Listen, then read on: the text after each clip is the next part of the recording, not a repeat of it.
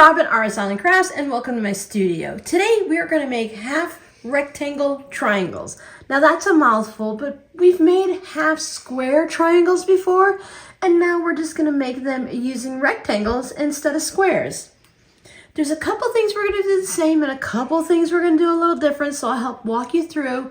Today we are going to make them two at a time. And we're going to make them without any special rulers. Now, Creative Grids has a triangle ruler that you can purchase to cut your triangles individually if you want to use up scraps and stuff. But today I'm actually using charm squares. I am using Moda's One For You, One For Me Batiks designed by Pat Sloan for Moda. This has 40 squares in the pack. I pulled out 20 to work on this project. Now, each charm square will give you two identical, as you can see, HRTs is the easy way to say half rectangle triangle. Now I made mine this way specifically for a tote bag that I'm working on, so I will also talk you through how to make them so that you can have them going in two different directions. And to start with, it's just as simple as which way you draw your line. So let me slide these out of the way and bring in some fabric and we'll talk about it. Since I cut all of my charm squares down into the 2.5 by 5.5, I will have 40 of these little HRTs, even though I only use half the pack. I'll put a link down below in the description box for a blog that I found that has a chart for you. It tells you what size to cut your fabrics, what size to trim them down, and what size they'll be in your finished project. So if you want to make an entire project like I'm doing with half rectangle triangles, or if you want to incorporate them into other projects. Now, I've seen some really fun star blocks that have these HRTs as the star points. So you'd have the long star points all the way around, 8 of them, and then a square in the center. So you're like an elongated star. Those are really fun. But for me, I'm just going to have some fun mixing and matching them up and turning them into a couple different projects. So here are my 2.5 by 5 of one color, my main color. And then I chose this white swirl as my contrast color. And as you can see, I drew a diagonal line. I use a friction pen. It's going to disappear. This is actually going to be our cutting line, so you can use whatever writing tool you want to use. As you can see, all of mine, no matter how I turn my rectangle, they're all from the top left to the bottom right. And I drew this diagonal line from corner to corner on the back of my fabrics. When I sew mine together, I will be placing them right sides together, and I'll stitch on either side of that line, a 1/4 inch away from the line, cut it down the center, press it open, and with these half rectangle triangles, there's a little special way to trim them to get them to work right.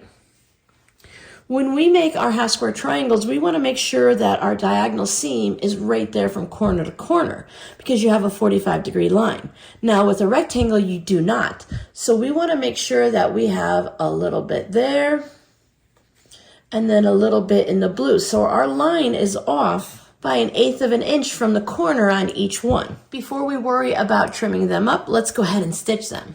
I'm going to take my colorful square. It doesn't matter really. I just find it easier to put the background light color on top so I can see that drawn line. So here is my main fabric. I just lay it out like this. Now here's the trick. If you're not paying attention and you're just kind of zooming along and you try to make them like a half square triangle and you sew down either side of the line, you cut it down the center, you press it open, you will end up with something that looks like this. It's more of a kite shape. So that's not what we're going for. So we need to do this in a special way. So remember, just take a second, take a breath, pay attention to what we're doing. And when we do it, we're going to match up corners diagonal. So it's going to look really weird. So I want to have the corner here where that line is stitched to match up there. And then I want to slide this one over so that I have it in the corner there. And then I have this part in the corner down here. You can go ahead and put a pin in either section here. So that way, as you're stitching it, none of your fabrics will move. Or you can just adjust it each time when you sit down to the sewing machine. So I'm going to use a 2.0 stitch length, a 1/4 inch away from each line. I'm going to stitch on one side and then I'll spin it around and I'll stitch on the other. And because I'm making so many of them, I'm going to go ahead and chain piece mine And that means that I'm just going to take one and push it through, and then I'll push the next one through and the next one through and keep going like that. I have several that I have to unstitch, and then I have to decide what I'm going to do with these. It's going to be an adventure. I'm not going to throw it away or scrap it. I will find a way to use it. I highly recommend you sew one or two to begin with, just so you can get a hang for it, and you know before you sew on all of your fabric that you've actually done it correctly, and you don't end up with some weird shapes like I do. If you get some weird shapes, just come on back in a couple weeks and see what I did with mine. Maybe I'll come up with something fun and exciting, who knows. So here is my drawn line, and you can see I have my 2.0 stitch length, 1/4 of an inch away from either side. You can see the two lines on the back. So it looks really weird like this with the fabrics hanging over the edge. It's just not what we're used to, but it's gonna be okay. Now remember, since I did both of mine this way, they're both gonna come out exactly like those. If you want yours to be different, you wanna draw one of your lines on the back of the fabric from top left to bottom right, and you wanna draw the second line from top right to bottom left. If you're doing these for an entire quilt and you have a design in mind or you're following a pattern, I like to separate my fabrics into stacks. I'll have 10 this way and 10 this way, or whatever increment your pattern might need, so that I know I've drawn half this way and half that way. And that'll make sure that I will have it so that the background white fabric is here and the blue here. And on the next one, the white will be there and the blue will be there. But again, I want mine to all line up, so all of mine are drawn in the same direction. I'll just put my ruler down. You can use scissors or a rotary cutter, and I'm going to trim on that line. If you've used your iron or that line's disappeared, you can't see it, just go in between those two stitching lines that you did. Or I sometimes line it up on this stitching line 1/4 inch away. I'll put the 1/4 inch mark right there, but I can see my drawn line. It still looks a little bit weird when we go to open it up because we need to trim it down to look like that. So I'm going to take these to the iron and I'm going to press them all to the dark side. When I do regular half square triangles, I like to press my seams open when I'm alternating the designs, and that just removes some of the bulk. So you might want to do the same thing here, but I'm going to press all of mine to the dark side. It's really a personal preference, and it's going to work either way.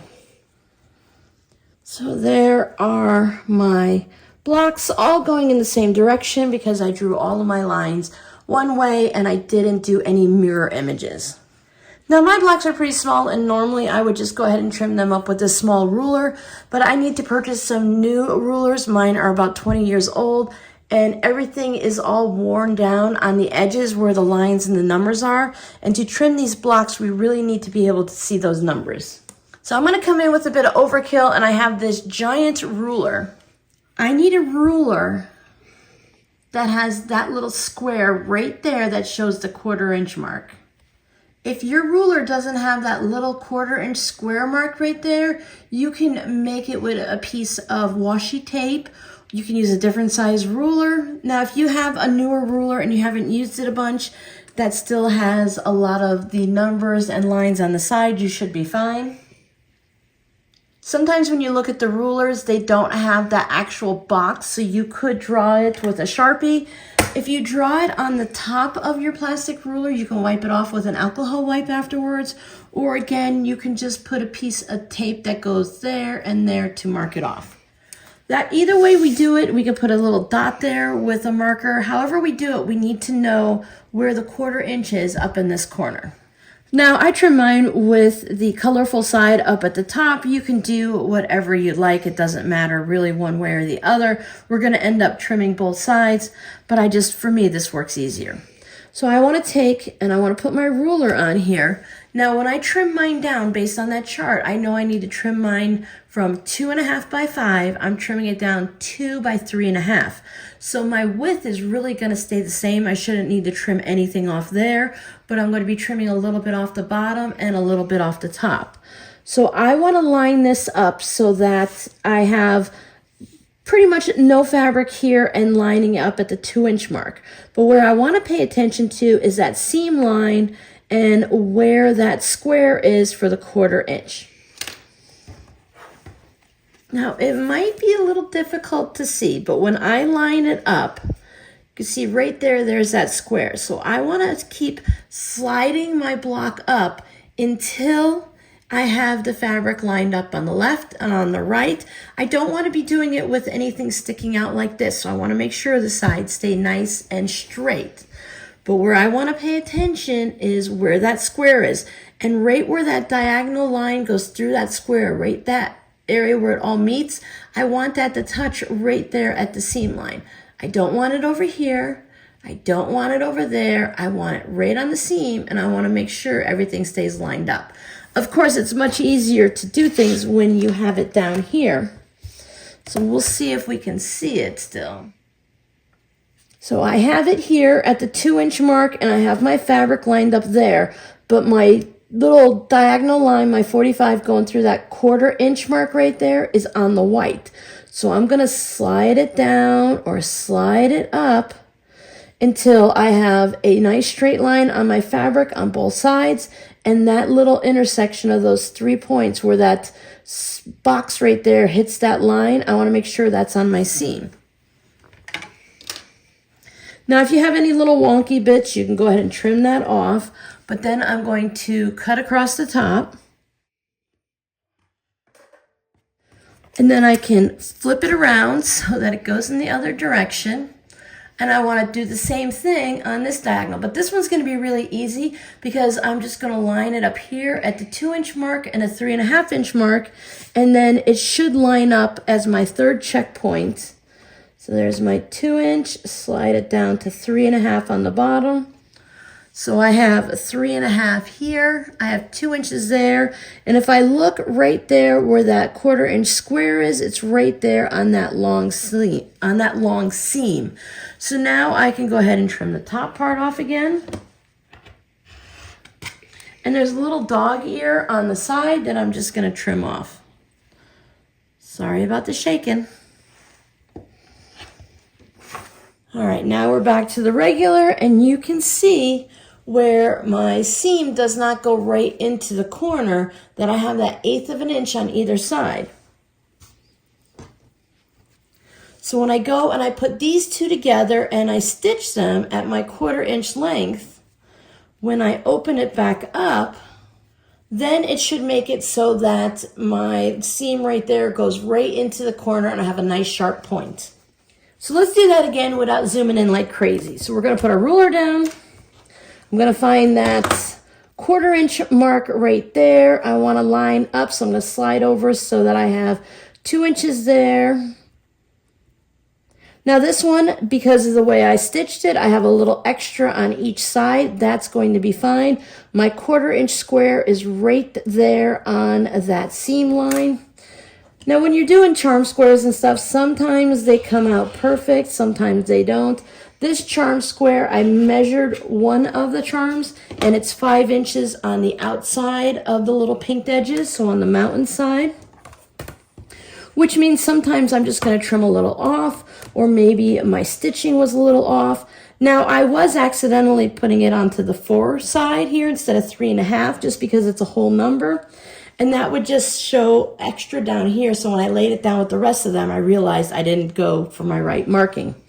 You could put a piece of washi tape along the 3.5 inch line, or whatever size you need to trim to, so that you can easily eyeball it. Now, it doesn't hurt if you made it a little longer on this second cut here, because it's all going to work out in the end. You would just have to put it back down and cut it again.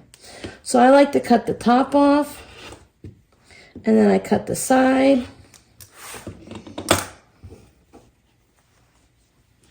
And there is my 2 matching half rectangle triangles made from charm squares.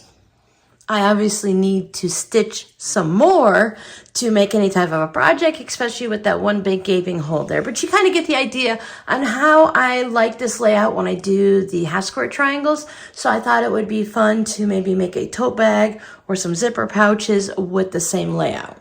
As I mentioned, there'll be a link down below to a blog post that I found with the charts, or you can just search on Google for half rectangle triangle size charts. I ran across several. So your scrappy word for today is rectangle. Have you guys sewn any half rectangle triangles or HRTs in the past? I think this might be my first time doing it this way. I have taken triangles before and sewn them together, but not doing it the 2 at a time version. I really enjoyed doing this once I got past my hiccup, which is why I always recommend sewing one first before you go ahead and sew a whole bunch. I almost followed my recommendation. I think I sewed maybe 10 of them. Yeah, it'll be fine. I'll come up with something, as I said. So thank you guys so much for hanging out with me. We will revisit these HRT half rectangle triangles again in the future. I have a couple more ideas to share with you. Thank you so much for hanging out with me, and I will see you in the next video. Bye.